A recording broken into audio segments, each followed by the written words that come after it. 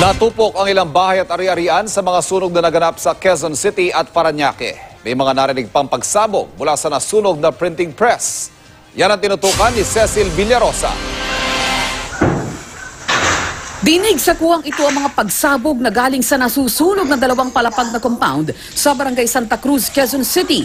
Nabulabog ang tulog ng mga residente sa sunog na nagsimula bago mag alas 11 kagabi. Inokupahan ang lugar ng isang printing press. Pagtingin po namin, nagliliyab na po yung kabila po na bahay. Tapos nung naririnig po namin maya-maya, biglang pumuputok na. Doon na kami tumawag ng bombero. Nadamay sa sunog ang sasakyan na kaparada sa loob ng compound. Umabot ang sunog sa ikalawang alarma bago nagdeklara ng fire out ang mga bombero bago maghating gabi.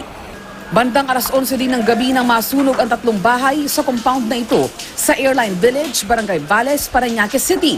Ayon sa may-ari ng compound, sa barak sa tinutuluyan ng kanyang mga tauhan, posibleng nagsimula ang sunog. Nagiinuman daw ang mga ito nang may marinig silang pagsabog bago sumiklab ang apoy. Wala namang naitalang nasaktan o nasugatan sa parehong sunog. Inaalam pa ng Bureau of Fire Protection ang sanhi ng mga insidente. Cecil Villarosa, Nakatutok, 24 Oras.